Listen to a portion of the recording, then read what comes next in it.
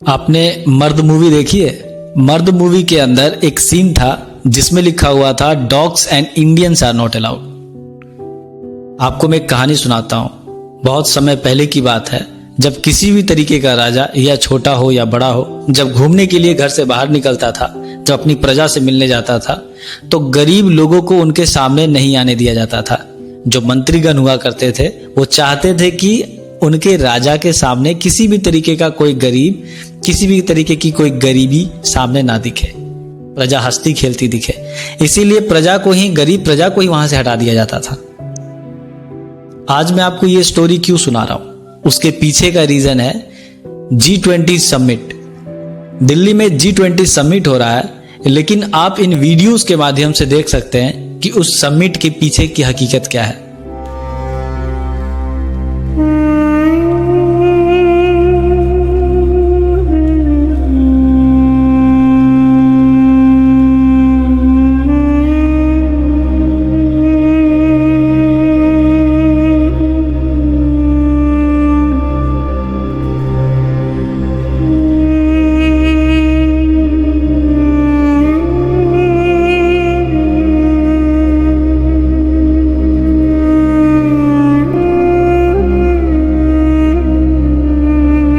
Summit में यूं तो भारत में विदेश से सारे मेहमान, लगभग बड़ी बड़ी संस्था, यूनाइटेड नेशन और बड़ी बड़ी ऑर्गेनाइजेशन के जो भी मेंबर्स थे, जो हेड ऑफ मेंबर्स हैं, वो सभी आ चुके हैं और उनकी स्वागत के लिए, उनके साथ स्वागत के लिए सभी तरीके का इंतजाम किया गया है।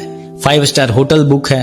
रास्ते में जहां से वो आने वाले, मतलब एयरपोर्ट से लेकर के उनके होटल्स तक, फिर वहां से जहां पर कॉन्फ्रेंस हॉल है उस हॉल तक, यानी कि उन रास्तों के किनारे किनारे जो भी गरीब लोगों की झुग्गी झोपड़ियां हुआ करती हैं, सबको हटा दिया गया। मतलब जो भी किनारे किनारे जो लोग थे, गरीब लोग, उनके घरों को तोड़ दिया गया। अगर वो नहीं हटते हैं खुद से तो पुलिस वालों ने जबरदस्ती हटा दिया। उनको टाइम दे दिया गया, अल्टीमेटम दे दिया गया कि आप इतने समय से पहले यहां से हट जाओ, नहीं तो आपके साथ अच्छा नहीं होगा। एक सवाल है मेरा करंट गवर्नमेंट से, जब घर की सफाई की जाती है तो क्या घर वालों को सामान के साथ बाहर निकाल दिया जाता है? क्या घर वालों को कचड़े के साथ बाहर निकाल दिया जाता है?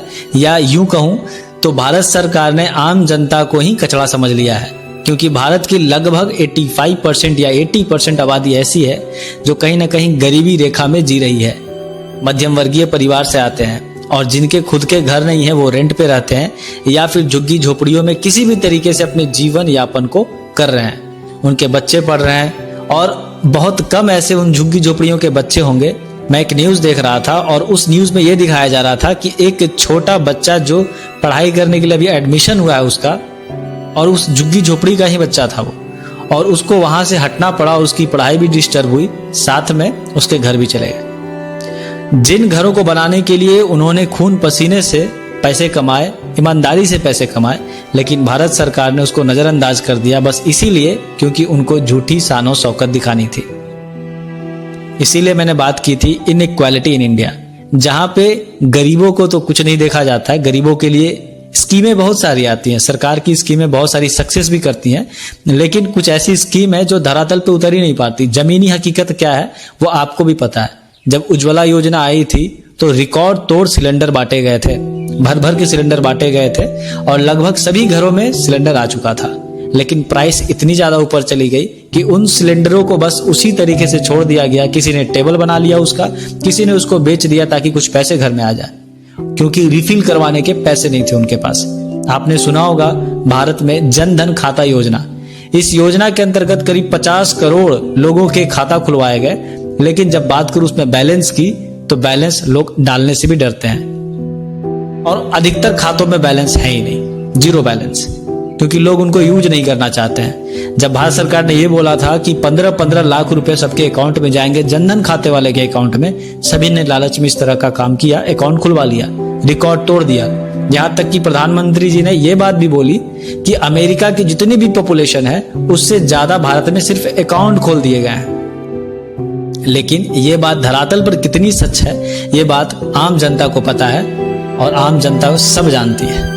मैं करंट गवर्नमेंट से एक बात कहना चाहता हूं कि आप विदेशियों से रिलेशन स्ट्रॉन्ग कीजिए, इसमें कोई दिक्कत नहीं है। लेकिन आम जनता जिन्होंने आपको अपने सर पे बिठाया, जिन्होंने वो ताज दिया आपको, उसका फर्ज जरूर अदा कीजिए। जब आपको वोट मांगना होगा, आप उन्हीं झुग्गी झोपड़ियों के सामने नतमस्तक करेंगे, उनके सामने सर को झुकाएंगे, लेकिन वो आपको खाली हाथ वापस लौटा देंगे। तो कहीं ना कहीं इन सब चीजों से भारत सरकार को सीखना चाहिए। और जो भी इंडिया नाम को भारत कर रहे हैं, वो कहीं ना कहीं सरासर भारत की जनता को बेवकूफ बनाने का काम किया जा रहा है, क्योंकि भारतीय जनता को उससे कोई भी प्रॉफिट नहीं होगा। अगर आपको इस तरह का कंटेंट अच्छा लगता है तो प्लीज चैनल को लाइक कीजिएगा, सब्सक्राइब कीजिएगा और मुझे मोटिवेट कीजिएगा, ताकि मैं सरकार के और जो भी रियलिटी है, जो रियलिटी फैक्ट है, मैं उसको आपके सामने रखने की जरूर कोशिश करूंगा। Thank you.